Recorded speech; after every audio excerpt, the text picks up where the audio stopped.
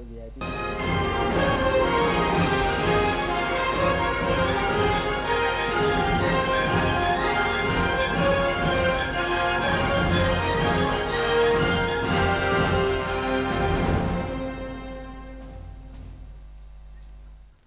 आपका एक बार फिर से स्वागत है।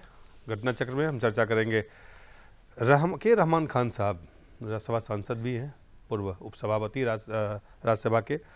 उनके घर पे एक गेट टुगेदर हुआ जहां चिदंबरम साहब भी, जो गृह मंत्री हैं देश के, वो भी पहुंचे और मुसलमान नेताओं से उन्होंने बातचीत की बैठ के।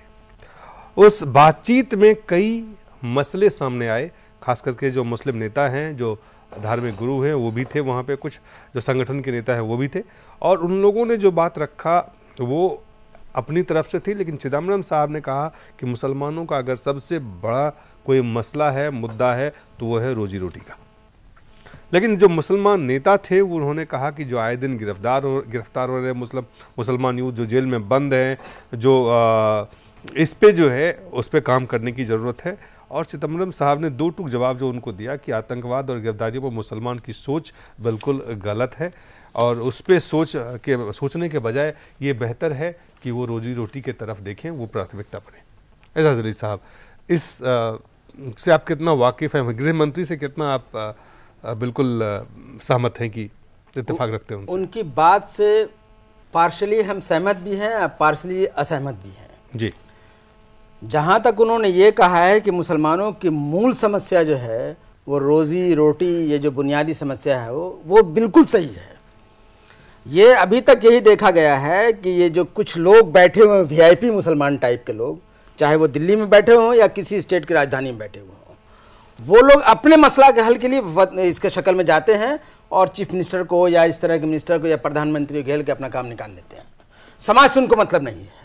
सच्चर कमेटी की रिपोर्ट ने कह दिया कि आम मुसलमान आज दलितों से पीछे है, वो है, और एक दिन में नहीं हुआ है, इन्हीं VIP मुसलमानों के चक्कर में हो गया है। इसलिए कि जाते जरूर हैं कि मुसलमान ऐसे हैं वैसे हैं वैसे हैं, लेकिन काम अपना निकालते हैं।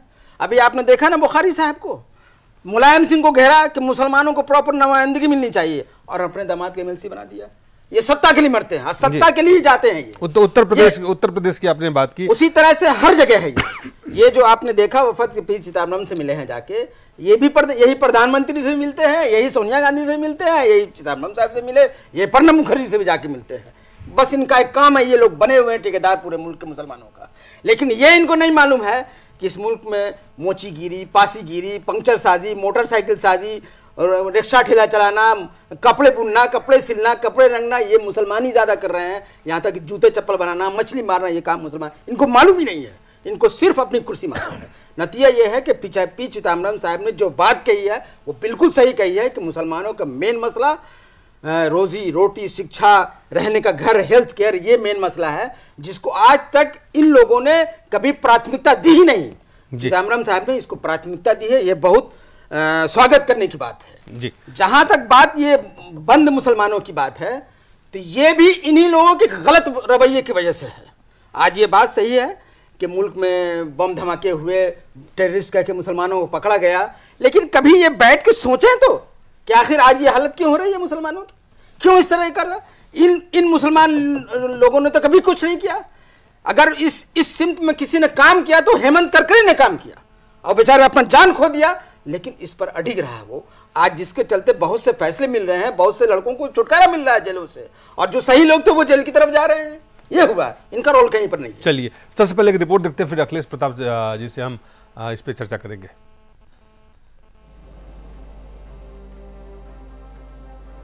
देश के मुस्लिम समुदाय के लिए रोजगारी बड़ी चिंता है, न कि सुरक्षा।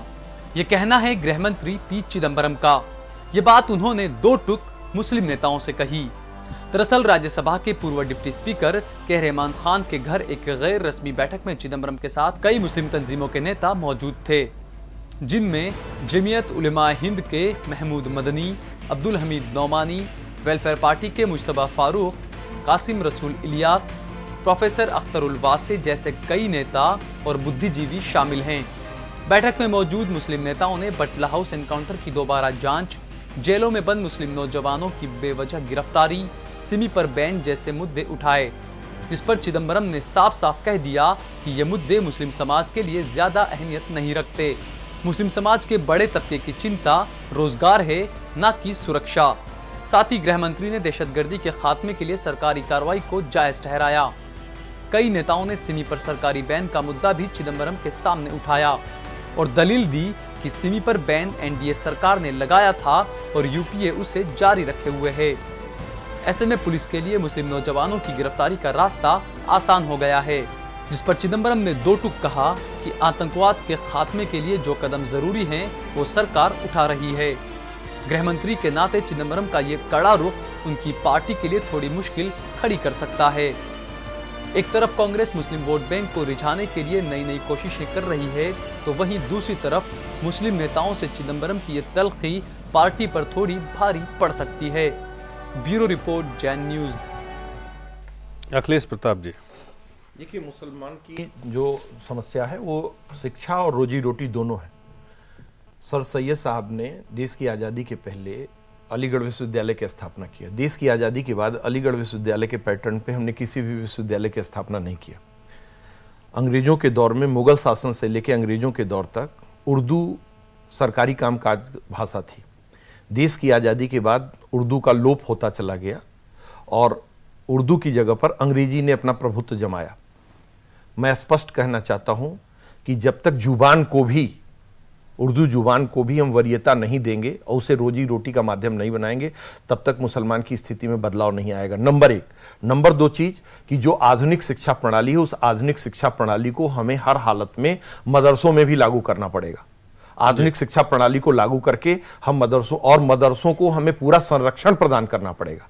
जहां तक मुस्लिम नौजवानों का सवाल है, तो मैं ये कहना चाहता हूं कि केवल भारत में ही नहीं, अमेरिका जैसी ताकतों ने पूरे दुनिया के अंदर आज एक जो सवाल मुसलमान के बीच में है, मुझे नहीं पता, ये इजाज़त अली साहब बता सकते हैं कि एक सेफ्टी और सिक्योरिटी को लेके वो है ये किसका सवाल है? क्या ये आम मुसलमानों का सवाल है या आपके वो वीआईपी मुसलमानों का सवाल है? नहीं, सुरक्षा के भाव हैं।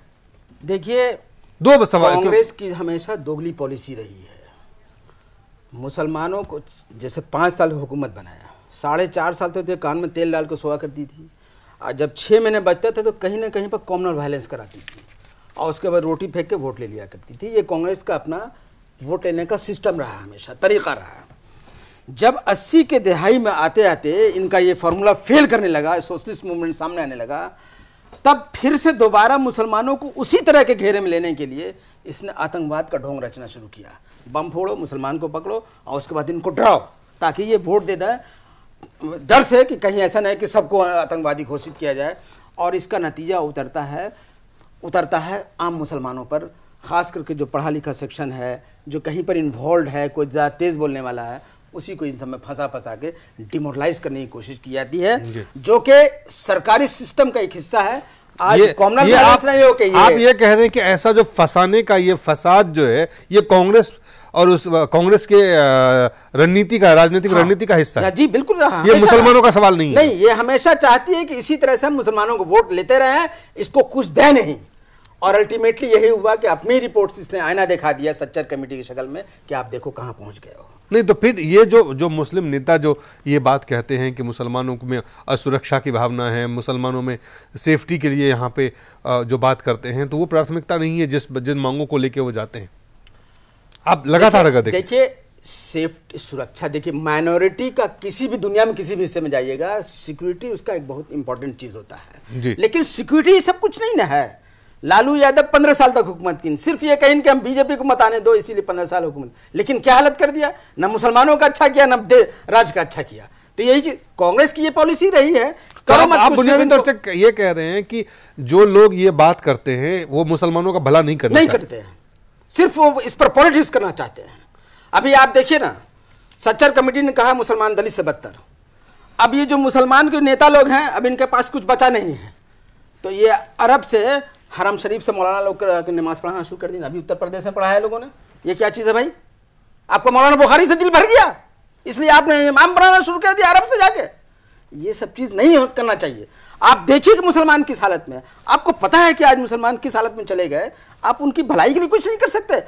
तो ये जो ठेकेदार है, कथित वीआईपी ठेकेदार जो है मुसलमानों के, ये मुसलमानों के हित का कभी नहीं रहे हैं, न रहे हैं न रहेंगे। तो फिर लालू यादव और मुलायम सिंह यादव और फिर कांग्रेस कैसे हितकर हो सकते हैं?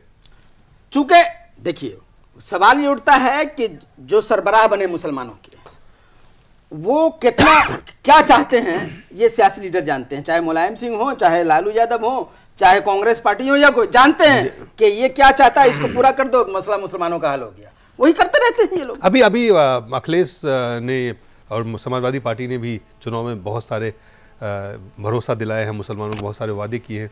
क्या लगता है इनके पीछे आपको कि वाकई मुसलमान? देखिए, मैं एजाज साहब की बात से थोड़ा ना इत्तेफाक रखते हुए कहना चाहता हूं कि चाहे जिस दल की भी सरकार रहे, सत्ता का अपना एक चरित्र है, और सत्ता के चरित्र में जो लोग नौकरशाही के उच्च पदों पर बैठे हुए हैं, उनके अंदर भी राष्ट्रीय स्वयंसेवक संघ की भावना आज घर कर गई है। अभी उत्तर प्रदेश के अंदर समाजवादी पार्टी की सरकार बनी है, लेकिन आप जो माइनॉरिटी वाले इलाके हैं वहाँ पर थानों पे चले जाइए, अगर कोई दाढ़ी रखे हुए मुसलमान जाता है तो किस तरह की प्रतिक्रिया थानाध्यक्ष के द्वारा दी जाती है या अन्य अफसरों द्वारा दी जाती है, उससे स्पष्ट तौर पे उनकी पीड़ा परिलक्षित हो जाएगी।